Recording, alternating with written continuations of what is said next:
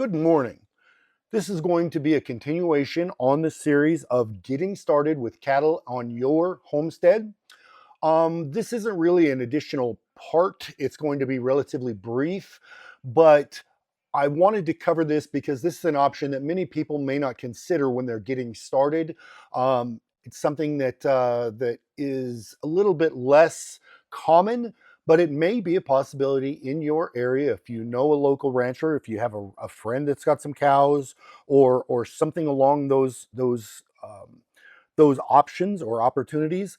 It may be something you'd like to look into and consider to help you get started. What I'm talking about is pasturing your animals with a friend or another local rancher that's got some animals out there that may be willing to board your animals or pasture your animals with his animals at the same time.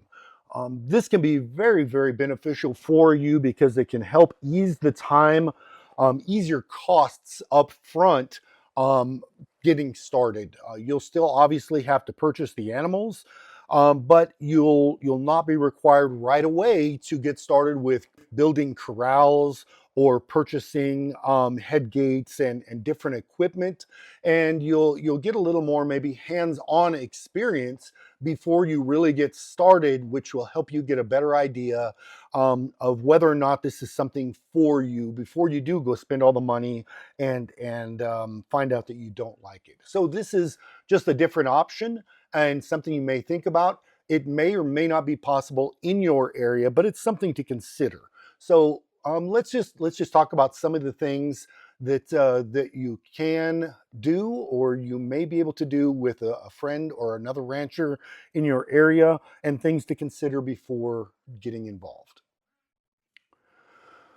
I would like to ask if you're getting anything out of this series, or if you get anything out of today's video, please do me a favor and like, subscribe, and leave me a comment.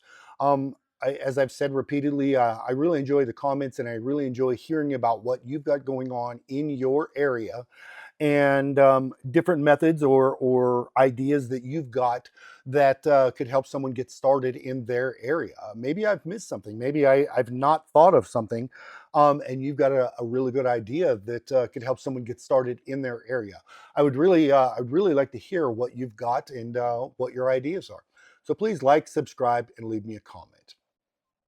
So let's say you're moving from wherever you currently live, whether that be Nebraska or Arizona or New Jersey or Oklahoma, and you're moving out of a suburb and you're moving into a more rural area, a country area, and you're going to be purchasing your cows and getting started with a homestead. Um, if you get moved in and you've got a pretty good sized lot, and you're considering cows, and maybe your neighbor is a rancher, you and that person get along very well, and you've talked to them quite a bit about cows and the possibility of getting started with cows. Maybe this person, maybe they're selling a few cows. Maybe they're going to try to. Maybe this person is going to try to reduce the number of cows that they have got. Maybe they've got 100 and they want to cut back to 75. It's more sustainable for them. It's easier for them to manage and control.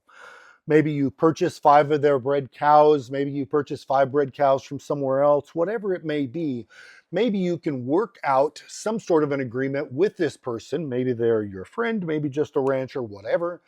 But you can work an agreement with this person so that you can keep your animals in with their animals for 6 months or a year or 9 months or whatever it may be.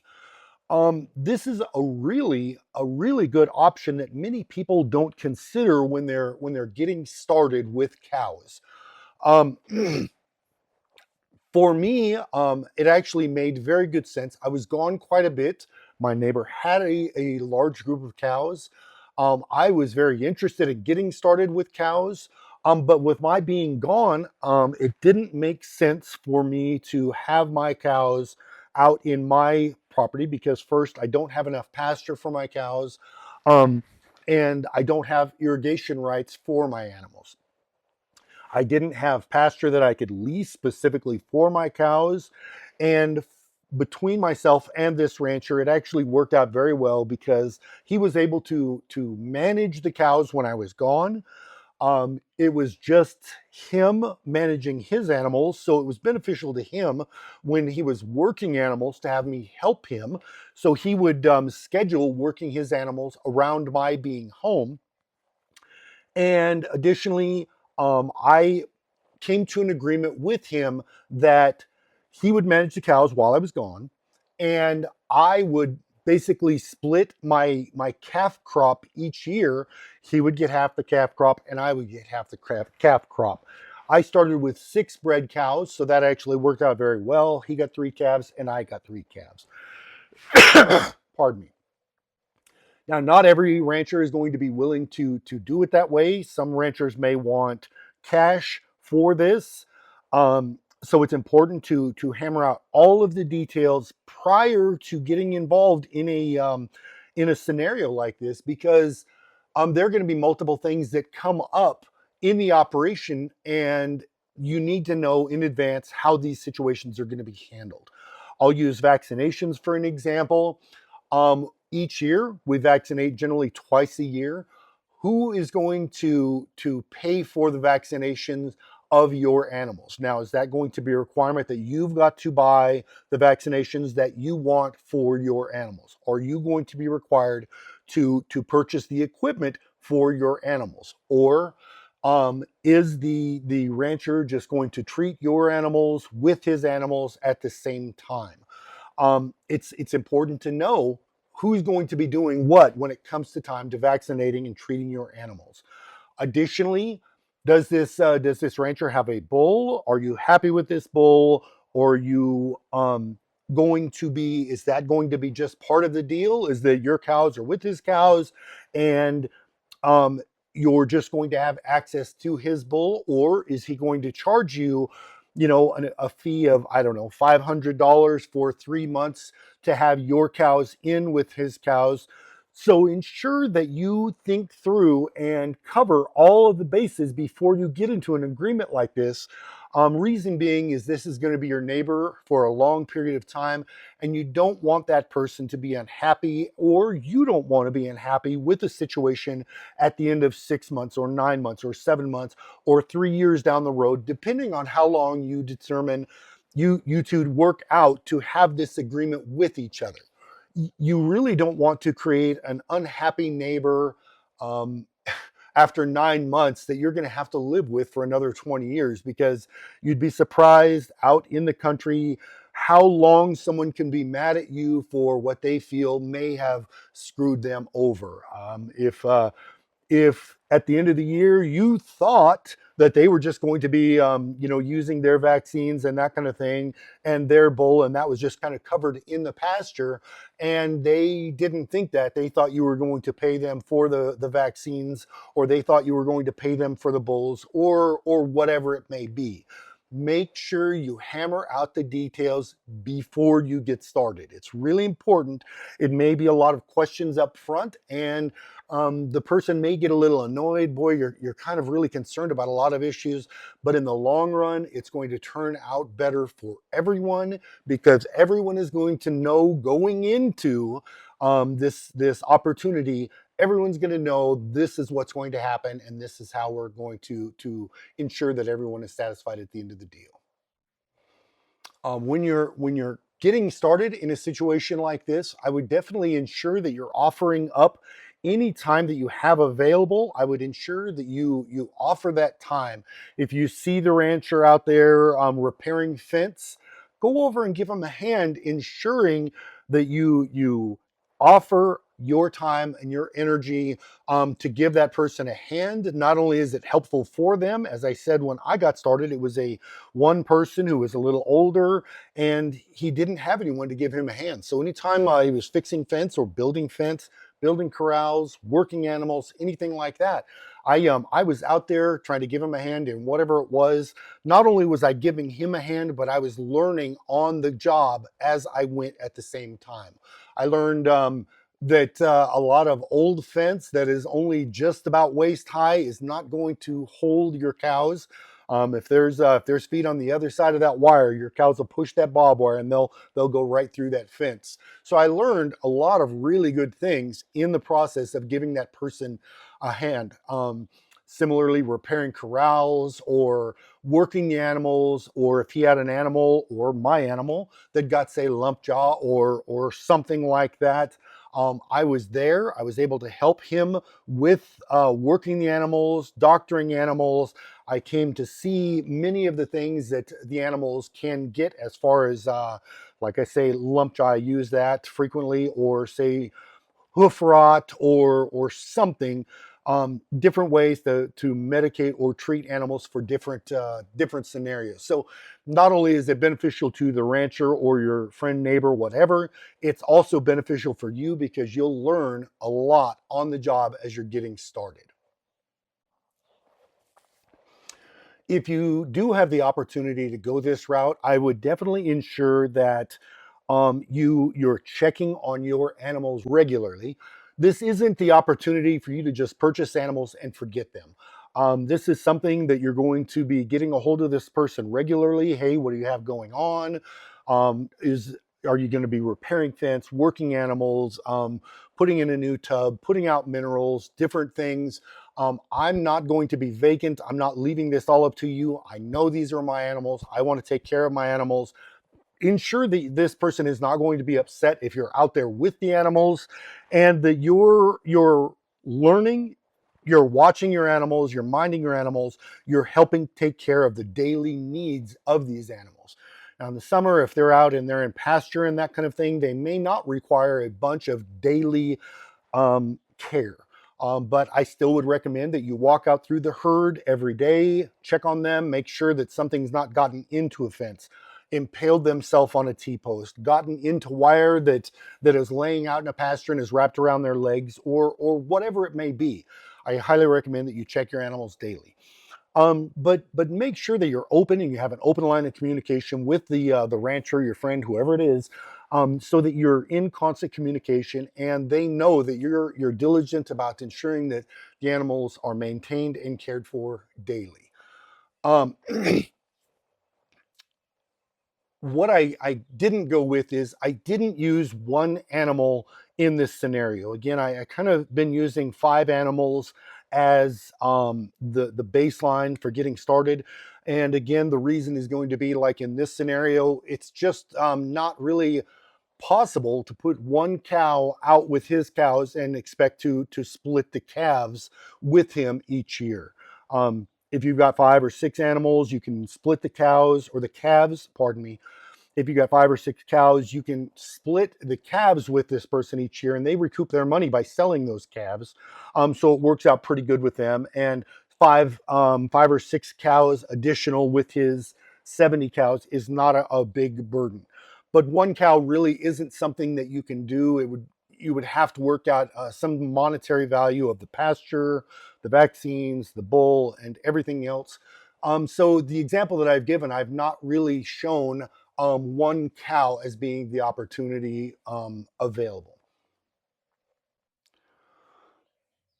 If you're going with this opportunity, you can pasture your cows with his cows for a year, longer, whatever you two decide works for both of you. um, and you're divvying the calves up each year. You may determine that you're going to get 50% of the calves, so you can't divvy up, 5 calves at 50%. So you give him 2 calves one year, 3 calves the next year, or you give him 2 calves this year and you pay for the additional calf. You half of a calf. What is the monetary value of one half of a calf at sale time, and you give them that amount of money. However you work it out, just again, make sure you hammer out the details before you get to the end of the year so that no one is unhappy at the end of the year.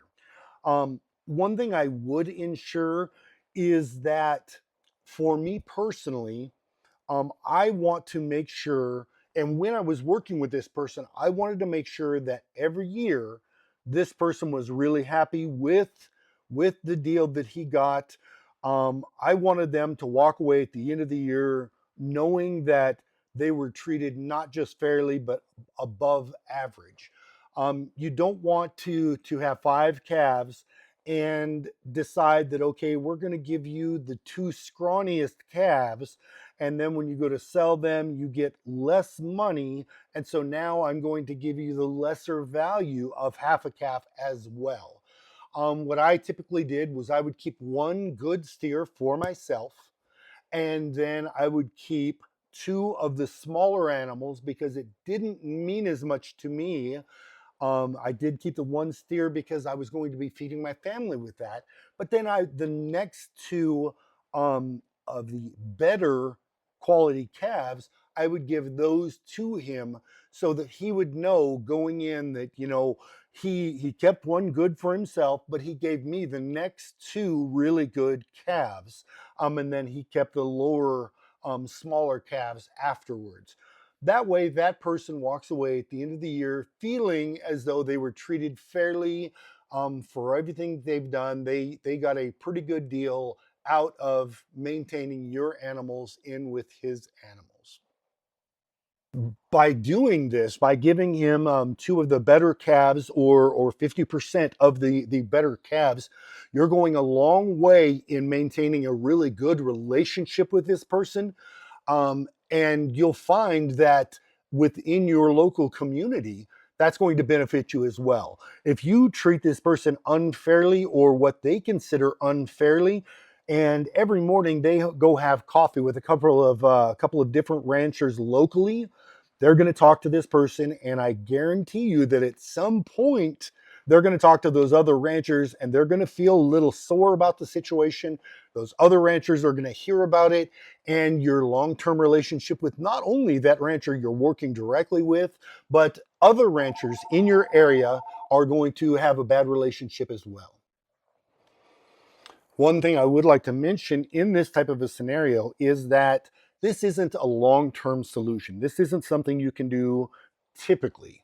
This typically isn't something you can do for 20 years. The rancher you're working with may decide that they've had their fill of cows, they're not going to do it anymore. They're going to sell everything off, and you need to figure something else out. It's not a long-term solution. I would use this in the back of my mind for a 6 month or 1 year solution. You may be able to extend that out, maybe 2, 3 years, whatever works. But I would just know in the back of my mind that this isn't a long-term solution. This gives me enough time to set up a corral, set up couple of working pens, set up a squeeze chute or an alley or whatever, so that rather than having to spend that $5,000 for the corrals and the squeeze chutes and all the equipment up front, you may be able to extend this out. Every month I'm going to purchase a couple of panels, or this month I'm going to purchase the head gate, or whatever it may be. But just go in knowing that this isn't a long-term solution that you can use forever. What this can do, though, is give you a good idea of what works and what does not work for corrals, for working pens, for a squeeze chute, or a head gate individually, or whatever. Working with that rancher, with their animals and your animals in these corrals and the working pens, you may find that, boy, I really like the way he's got this set up. The animals really seem to flow very well with that part of the setup. But boy, there's this one section, the way he's got these 2 working pens, it just seems like such a headache to try to sort cows from this section to that section. And you'll find things that you think work and that you think don't work. This is really, really good information to have on hand or in the back of your mind going into building your own corrals and your own working pens, alleys, lead ups, and different things like that. I'll use the example of a squeeze chute um, as just a good example of something that I found that did not work. Um, some of the pins that worked in his area, I like. Some of the areas that he had for working areas I did not like. So I've adjusted my own corrals and the working areas that I have our animals in, and you've seen that in some of the other videos that we have. You can also see that I recently purchased a little more equipment. that is going to help me, and I see will help make things run smoother, because it is just my wife and I. But something that I learned was that I didn't like a ratcheting style squeeze for the squeeze chute. The ratcheting style, what I found was, if you have a large animal, I'll say a cow, a big cow, bred cow, you get them in there, you squeeze them, you start doctoring them, and they slip and they fall. If an animal, a large animal in particular, has fallen and wedged itself in the bottom of a squeeze chute that uses a ratcheting type system to open, is extremely, extremely difficult to get that chute opened back up when you have an animal in there. There was one point in time where we literally had that exact situation. An animal went down in there, and it took literally two people to reef on the ratcheting system as hard as we could, and one person to lift the gate to allow that ratcheting system to open fully to get that cow back on its feet. That one experience led me to the point where I'm not using that type of a system. Absolutely not. I won't use a ratcheting type squeeze for a system. Those systems are out there, and you may never have that experience. For me, it only took that one time, because I know in that situation, if it were my wife and I, the two of us would have not been able to get that open and get that cow back up on its feet. We literally would have had to stop, go to get someone else, bring that person back. That animal would have been down and very possibly hurt itself, um, damaged a leg, hurt a leg, twisted a leg. Who knows what it could have done without the additional person there. And so it's something that I knew going in, that I'm not getting that type of equipment. So you can use the experience working with this other rancher on things that work for you and that don't work for you. So use it as a learning experience before you start building your own pins, or you purchase your own squeeze chute or head gate. Another additional benefit to having your cows with your neighbor or your friend's herd is that typically anyone who has a herd of 25, 50, 75 cows, they're going to have at least one bull of their own. So that means that your cows are going to have the benefit of being out with that bull already. So that keeps you from having to purchase a bull or what have you. Again, that person, this rancher where you're keeping your animals, may decide to charge you a small amount to keep your cows out there with his bull. Typically $250 a month for 3 months is kind of the average for renting or leasing a bull. This rancher next to you may not charge you that, because the bull's already out there. You're not separating the bull. You're not doing anything isolated. They may charge you $200. They may charge you $500. That's something you need to hammer out prior to putting your animals out there. But it's a huge benefit to know that you don't have to start with purchasing a bull. Sorry. It's a huge benefit knowing going in that you don't have to purchase a bull. Another benefit is that when you go to the auction, or when you go to purchase cows, this rancher is probably going to have a pretty good idea of what he would be looking for if he were purchasing animals. First, he may have some cows that are 5 or 6 years old. He will know their age. But he may be selling 5 or 6 bred animals. He may be reducing the number or whatever, but he may decide that he will go with you or help you at the auction to purchase 5 or 6 good cows. He'll have a really good idea of what he's looking for. He can explain that to you, and he can help you in purchasing your first group of cows. That can be a really large benefit to you, because going to the auction the first time or two is it's a really interesting and unique experience. You need to be careful on the movements you make. If you decide to kind of tip your hat during the middle of an auction, you may just purchase an animal that you don't want to purchase. So you just need to mind what you're doing and kind of pay attention so that you're not making a purchase of an animal that you are not intending on purchasing. So that experience is going to be a huge help.